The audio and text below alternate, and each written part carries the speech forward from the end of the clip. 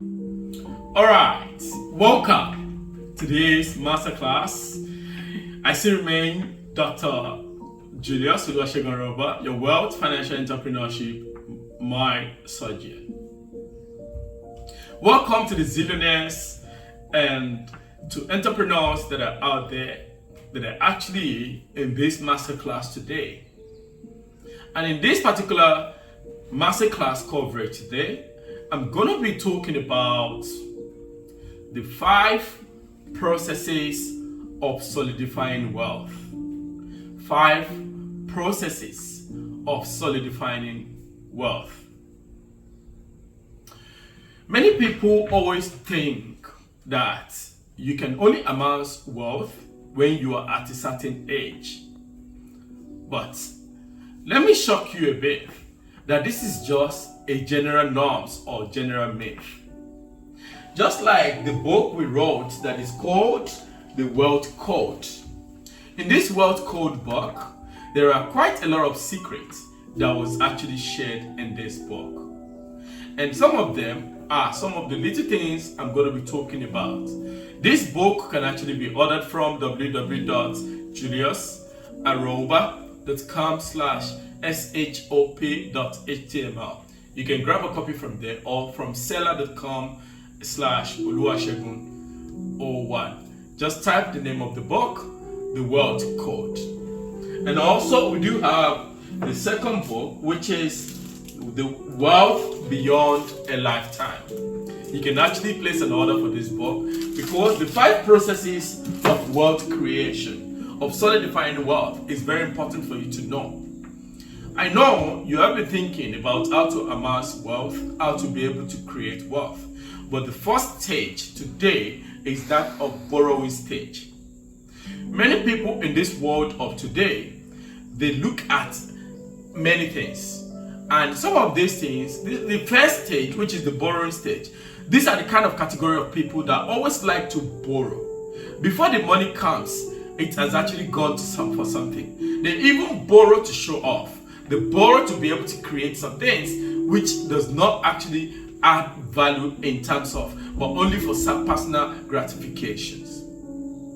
I don't know what age, I don't know which country, I don't know what business, I don't know what profession you are in, but do not let external intervention to form your lifestyles. Many people also look at how to borrow. And again, remember, my holy book says that the borrower is a servant to the lender. When you borrow from the bank, you are a servant from the bank. When you borrow from people, you are a servant to them. But again, borrowing has different stages. It all depends if you borrow to be able to create business that's going to be generated, but that is another class entirely. So let me leave you to tell you that you don't need to impress people before you can actually leave the very first stage of borrowing. You don't need to impress people. You don't need to borrow to show off. You don't need to go to people to be. But I don't know if you're that kind of person that before your salary comes in, before the return on investment comes in, it's already gone to another thing. And how do you want to create wealth? The second stage, this leads me to second stage, which I call the spending stage. These are the kind of category of people that are on a journey to create wealth, but they are not disciplined. As the money is coming in, they already have a lot of budget lists so that the money can actually go, and they borrow from people as well. But the only difference between the borrower stage and the spending stage is that the borrower always, even before the money comes, they even borrow and borrow excessively. They never. But the spending stage are kind of people that actually spend and spend and spend. By the time it is half of the month, they are broke. They are back to square one. And at the end of the day, when you look at this kind of people, they spend all they earn. They don't even think of saving. Right? They don't even think of, but they still come within the budget. But only that, instead of them looking at something more better, they cut that quote to just the spending stage. And remember, if you spend all that you earn at this age, as you are watching this video, listening. And also, if you spend all that you earn, it means that you will be poor forever. Because it is a poor man that spends all that they earn in this time and age. And I don't know if you are in that category of stage 2. The stage 1 is borrower, the stage 2 is the spending stage. Again, the spending stage, these are people that actually, we call them the survivor. Because they survive, they barely survive to live on what is coming in terms of, for them to be able to act. They don't even think of business. They don't even think of how to be able to multiply the money. They don't even think of how to have savings in stage. That second stage is also terrible. You don't want to be collecting the money, and the money you're spending the money. And you don't want, those are people that only look at expenditure as a whole. And this now leads me to the third stage, which is called, what I call the saving stage. Now, in part of some of our classes, remember, when you are at the age of 25 or age 18 to 25, these are stages that you've got to start forming the habits of becoming wealthy, setting a structure for yourself. So that by the time you are 50, 60, you'll be able to have something to say, I'm proud of this as a business. So the third stage, which is the seventh stage, the higher the earn, the higher the income, the more they spend. These are the kind of those people in that category. Because you see, I don't know how. You see, you will notice that some of these guys are those that actually spend a lot of money. Because now they have a lot of ability, they have a lot of money that is coming in, but they don't actually budget to save. But they can only save maybe 5% or 2% of that money. But do you know that if you're actually able to save in a fixed deposit or in an asset or in executive or shares or in various investment schemes, you would have actually been able to get some money over the years. In your country, in your business, do you know that the money you save in your savings account is not meant to be spent? It is only the checking account or check account that is meant to be spent. Savings was created towards you saving, but most people actually do the reverse as a case. No matter how much you earn, make sure you commit to about between 10 to 15 or 25%, depending on how budget you can actually put. But I always advise, do 20% so that you can be able to save in the days that things are not actually raining. When you start saving as little, the more you remember. My Bible says, he that is faithful in little will have more in it. Just like the story of the talents. God has given you a business in your hand. He's given you a career. And remember that again, you may not have this business forever. This job you have now, they might decide tomorrow to say they are going to be firing some people. And God forbid it's going to be you. Will you be bold to say you have something of about 6% in that business? Will you be able to save 6 months of your salary, of your living expenses, so that you'll be able to fall back to?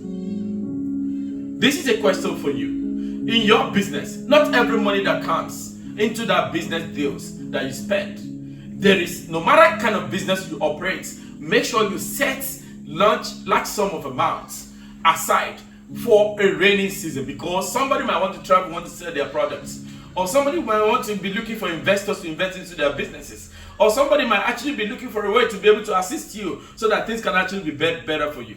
But you've got to start paying yourself. You've got to start saving. You've got to start looking for how you can get your money in real time, so that all you have is not your salary. What is the amount of income you can save? You can invest in businesses. And again, remember, money is held for a reason. For everything you do, there is quite a lot of things. And when you study economics, there's what we call transactionary speculative savings or investing savings. And there's what I call precautionary savings, where you want to be able to look for emergency. And also, for 6 months, in case anything happens, if you lost the job or the business goes out, how are you going to be able to have some of those things to fall back to? Remember, if you don't have assets, the bank will never attend to you. Even some companies or some friends online will not even attend to you. And this is why it's important for you to start looking for how to save. The worst case, save your 6 months living expenses so that life can become more better for you. This takes me to fourth stage of wealth processes, which is what I call the striker of investment. You know, in a football, we do have about 10 team members, and with the player making 11. But by the time you look at it, the person who scored the highest goal in that football is the striker.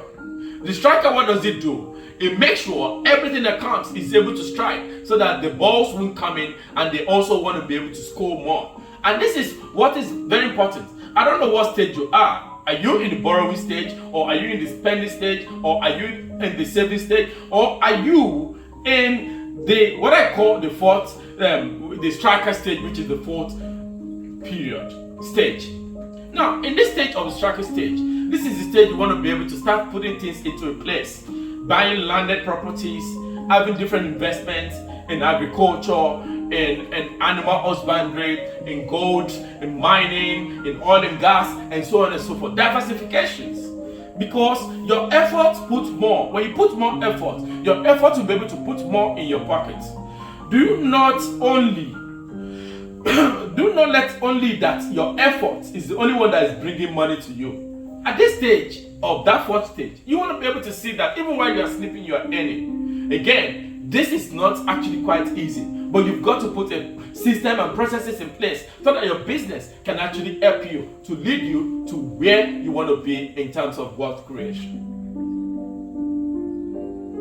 Friends, zillionaires, what stage are you? And what have you been able to think about it? Are you able to get saved in the days where there is rainy season, or where there is dry season, or what I call winter, where nobody is able to walk, and the weather is not favorable, and your age is not by your side? Do you have team members that when anything happens tomorrow, you can actually say, guys, let's come together and be able to pull things together? On your phone, the people you talk to, on the average, you are the average of the 5 people you speak to on a daily basis. This leads me to what I call the final stage, which is the 5th stage, the giving stage. I know some people will tell you that the economy is so hard, or I call this stage the past economy stage.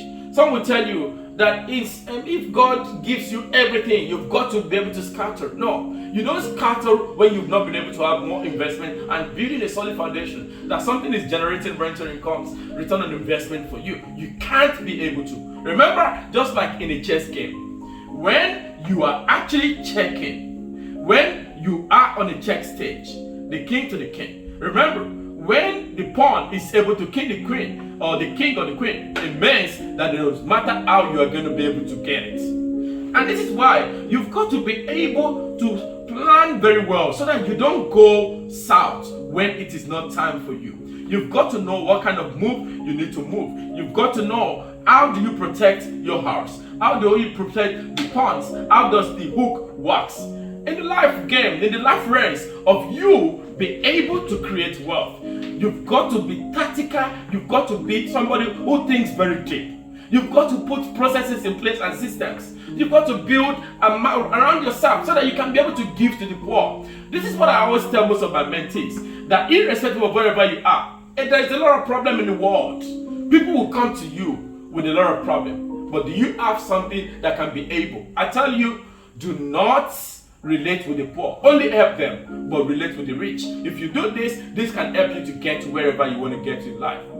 But I want to tell you, I know on the giving stage, we always say there are quite a lot of things you've got to do. When you are in this stage, you want to give to God, you want to give to your parents or your guidance, you want to give to your spiritual leaders, your spiritual father or mother, I don't know which religion it belongs to. You want to also give to the poor, to be able to help. Because the Bible says, the hand that give shall be blessed. In your business, have you been able to look for how to be able to assist people? Even at that stage where you're in, no amount is too small to be able to save, to invest. No amount is too small to be able to give people. All you need to do is to increase your heart. Because when you have a magnanimous heart, a big heart that can actually help you, you can actually be able to give, to sow, to invest so that things will not be hard for you in the days where things are not proper. And Zillionaires community, our motto is what I call we rise by lifting each other up. I hope you'll be able to save the king. I hope you're going to be able to save the queen, because when you imagine you are your partner, when you are done and you are gone, how will your business, how will those investments be able to help you if you are not able to protect your house, to protect your business, to put the right savings in place, to see how you can be able to strategize about your life, to see how you can be able to move so that people can actually help you. Different moves, different plan in life. But I hope that you'll be able to take this as very, very important, so that you don't go dead at that time, you don't get scrutinized, that you are off the game of life. Remember, wealth creation is a process. It takes discipline and delayed gratification. I can't wait for you to be part of the Zillionaires community, and I hope you're going to order for that book, because some of these principles are from that. Giving is the way up. The more you give, the more you have. I'll tell you again, the more you give, the more you have. I remain your masterclass executive trainer, and my name is Dr. Julius Oluwasegun Aroba, your wealth financial entrepreneurship surgeon. I'll see you again in our next class. Do have a pleasant day. Bye for now.